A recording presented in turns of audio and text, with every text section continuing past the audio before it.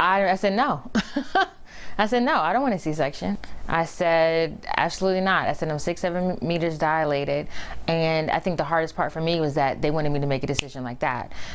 Skylar Watson Stefferson says that her baby's birth seemed to be going well, and then the bottom fell out. Now that's when the first time mom learned she'd need a C-section or a surgical delivery. Fox Medical Team's Beth Galvin joins us with her story. And Tanae and Tom, this storyline is pretty familiar to a lot of women. A new study shows that C-section births have doubled worldwide since the year 2000.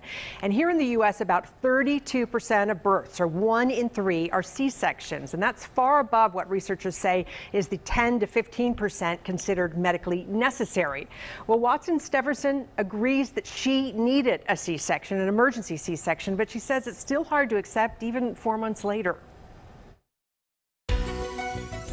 She's just a chill baby. She smiles all the time. But Skylar Watson Stefferson says her daughter Stone's birth didn't go the way she'd planned. I felt guilty. You know, I tried to do all the right things, like, you know, I exercised until I was 38 weeks. I ate right. The 36-year-old first-time mom made it to 40 weeks, and at first at the hospital, things seemed to be going well. My midwife came in and she said, oh, you're looking good. It's 6-7 centimeters. And then literally like an hour later, she came in, well, the doctor looked at your case and the baby is distressed. Alexis Dunn, Watson Stefferson's certified nurse midwife and an assistant research professor at Emory's Woodruff School of Nursing, says because the baby was showing signs of heart problems, they had to go with a C-section. Sometimes when you've done it for a while, you get a feeling of kind of how it's going to go, right? You can see signs that this is probably going to go bad. So rather than wait till it goes bad, they might go ahead and do it. I think the hardest part for me was that they wanted me to make a decision like that.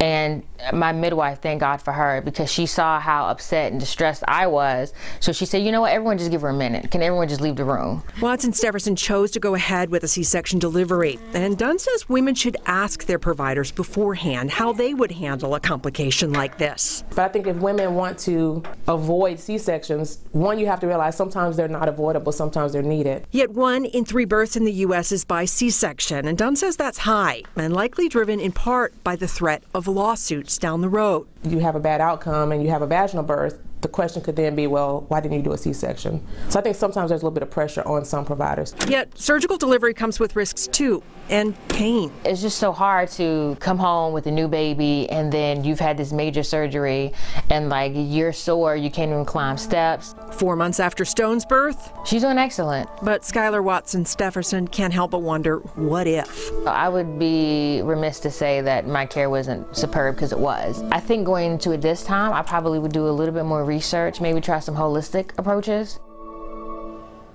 And the research in this study found that 60% of nations perform too many C-sections, 25% too few, and they found there's a big gap between the richer and the poorer countries, also public and private health systems in countries, and between different geographical regions. Tom and Tanae? All right. Thanks so much, Beth. Thank you.